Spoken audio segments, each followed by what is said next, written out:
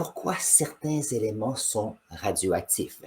Alors, ce que je vais faire, on va regarder un peu la chimie, parler de l'atome et je vais vous expliquer comment ça fonctionne. Lorsqu'on est en chimie, il faut commencer par parler des atomes. Si on prend le plus petit atome qu'on connaît, c'est l'atome d'hydrogène. Et tiens, j'avais ici un tableau périodique ce matin et je me demandais si on allait le regarder. Intéressant. Alors, si on regarde le tableau périodique, le plus petit atome que l'on connaît, c'est l'hydrogène. L'hydrogène est fait de quoi? Est fait d'un proton à l'intérieur et un électron qui se promène autour. Ça, c'est la simplicité même. Par contre, si on prend un autre exemple comme le carbone, donc le carbone est ici, avec ici un numéro atomique de 6 et une masse atomique d'à peu près 12. Donc, s'il y a le carbone avec un numéro atomique de 6, ça veut dire qu'il y a 6 protons dans le centre. Donc, 1, 2, 3, 4, 5 et 6. Et s'il y a une masse atomique de 12, ça veut dire que dans le noyau, il y a des protons et des neutrons, et le total est 12. Ça veut dire qu'on a 12 neutrons. Excusez, 6 neutrons.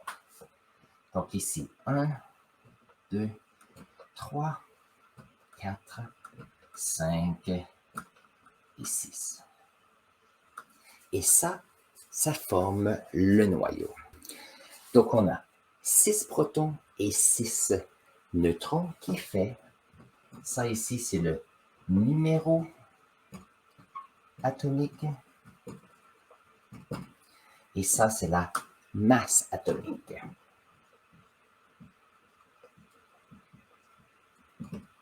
Okay. Et notre atome ici de carbone aura des électrons autour de lui. Donc,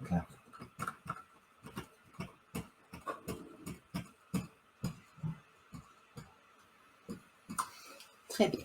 Maintenant, on parle ici de la question de radioactivité. Si on prend le carbone 12, le carbone 12 est très stable. Ça veut dire qu'on a un atome de carbone. Celui-ci existe dans des grandes molécules, par exemple dans le dioxyde de carbone, par exemple, dans ces grandes molécules de sucre, même dans les diamants qui sont faits de carbone. À peu près, alors un petit peu plus grand que 99% de tous les atomes de carbone sont de carbone qui est carbone 12. Très bien. Maintenant, chose intéressante, il existe aussi le carbone 13. Ça veut dire que la masse atomique est un petit peu plus haute. Donc, si nous avons comme ceci, il arrive quelquefois que le carbone 13, qui a toujours 6 protons, aura un neutron supplémentaire, comme ceci.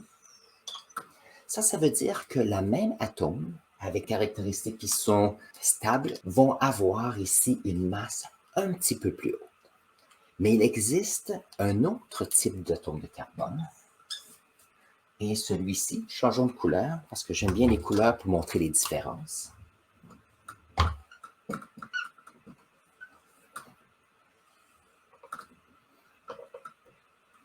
Avec le carbone 14, ici, il y en a des traces si on pense à la quantité de carbone 14. Le carbone 14, ce qui est intéressant, c'est que nous avons toujours 6 protons, ici en bleu, mais nous avons une masse atomique de 14. Ça veut dire que 14 moins 6 nous donne 8 neutrons. Donc, en plus des 6 neutrons initiales, on en a un 13e et un 14e. Par contre, ce qui est intéressant, c'est que le carbone 14, qui est un atome qui existe, celui-ci est plutôt instable. Et qu'est-ce qui arrive? C'est que celui-ci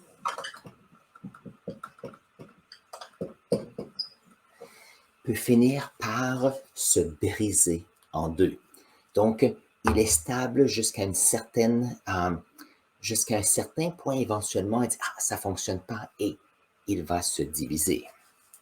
Ça, ici, en chimie, on appelle ça que nous avons ici 3 isotopes de carbone. Donc, 3 isotopes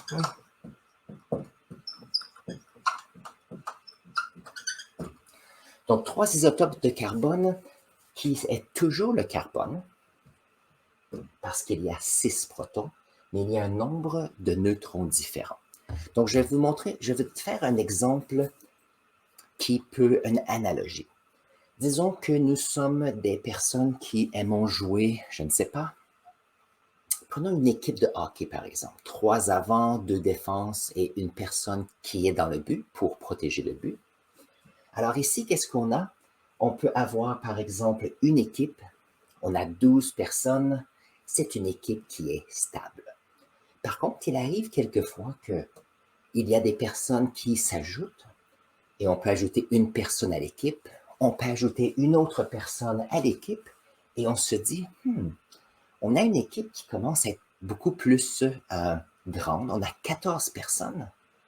Maintenant, si on a besoin de 6 personnes pour faire une équipe, peut-être qu'on pourrait prendre cette grande équipe et la diviser en 2. Comme ça, on a 2 équipes qui peuvent jouer et ça fait une ligue plus grande.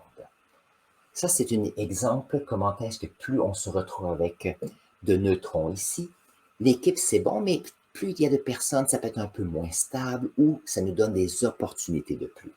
On a ici une opportunité de se diviser et lorsqu'un atome se divise en 2, nous avons à ce moment-là une fission et ça crée une certaine radioactivité.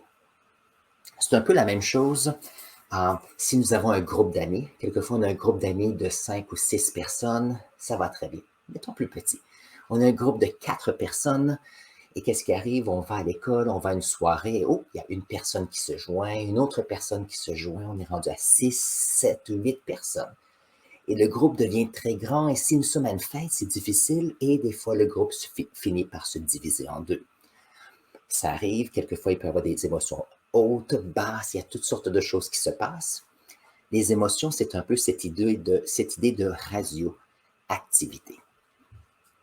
Alors, la semaine passée, ou il y a 2 semaines, nous avons parlé de réacteurs nucléaires, où il y a de la fission nucléaire. Ici, nous avons 2 atomes d'uranium. Et nous savons que c'est de l'uranium parce qu'ils ont le même nombre de protons. Par contre, on peut voir qu'ici, qu'il y a une différence dans le nombre de neutrons ici. Ici, nous avons l'uranium 238. Il est stable, et si je regarde les proportions, il fait plus de 99% de l'uranium sur notre petite planète.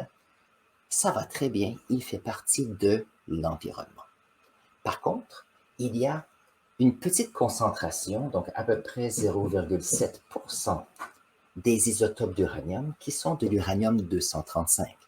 Et qu'est-ce qui arrive? C'est que c'est un uranium qui a moins de neutrons et celui-ci a tendance à être instable. Donc ici, chose intéressante, très bien. Alors, il est instable et qu'est-ce qui arrive? C'est que après un certain temps, cet atome d'uranium va se diviser en 2 atomes plus petits. Donc ici, le 92 protons vont se diviser. Mais en se divisant, qu'est-ce qui va arriver? Il y aura quelques neutrons qui seront produites et il y aura aussi de la radiation. Alors, cette radiation, c'est ça qui est dommageable pour les humains si on est près de ces réactions ici, de ces fissions, c'est que cette réaction, ce sont des petites ondes. Comme ceci, ce sont des ondes radioactives. Et qu'est-ce qui arrive? C'est que ces ondes sont très, très, très courtes. Et lorsque ces ondes arrivent dans notre corps, qu'est-ce qui arrive? C'est que nous avons notre ADN, nos cellules, et ces vibrations sont tellement intenses qu'ils prennent notre ADN et ils vont les brasser comme ceci. Si ça arrive un petit peu, il ne faut pas s'en faire. Par contre, si ça arrive un peu trop, qu'est-ce qui arrive? C'est que c'est comme si nous prenons, je ne sais pas, nous faisons quelque chose en Lego, par exemple, nous faisons une petite construction, une sculpture de, je ne sais pas, une petite sculpture de cartes, par exemple. Si on bouge un petit peu plus, tout s'effondre. Et donc, lorsqu'il y a trop de radiation, la difficulté, c'est que les parois de nos cellules, notre ADN qui est à l'intérieur de nous, se fait détruire un petit peu. Et c'est ça la difficulté, parce que si notre ADN est défectueuse, les nouvelles cellules qu'on produit sont défectueuses et les personnes peuvent mourir. Donc, les radiations ici, qu'est-ce que c'est? C'est cette idée que lorsqu'il y a la fission, il y a des ondes radioactives. C'est un peu comme si on prenait une roche et on la lançait dans l'eau. On la lance dans l'eau et ça fait des ondulations sur la surface de l'eau. C'est le même principe. Par contre, à une énergie beaucoup plus grande. Et donc, lorsqu'il y a beaucoup de radioactivité, il faut faire attention. J'ai parlé de carbone et j'ai parlé d'uranium, mais il y a une panoplie d'autres isotopes d'atomes qui sont instables. Et lorsque ceux-ci sont instables, ils produisent une radioactivité. Alors sur ce, ça m'a fait plaisir d'être avec vous aujourd'hui. Je vais vous souhaiter une excellente journée. Maintenant, allez faire un tour à l'extérieur. Il fait beau, même s'il fait frais. Assurez-vous de bien vous habiller. Et je suis content de faire des séances avec vous. N'oubliez pas d'emmener vos questions la semaine prochaine parce que je vais être ici pour vous. Au revoir à tous. Merci d'avoir été ici. Au revoir.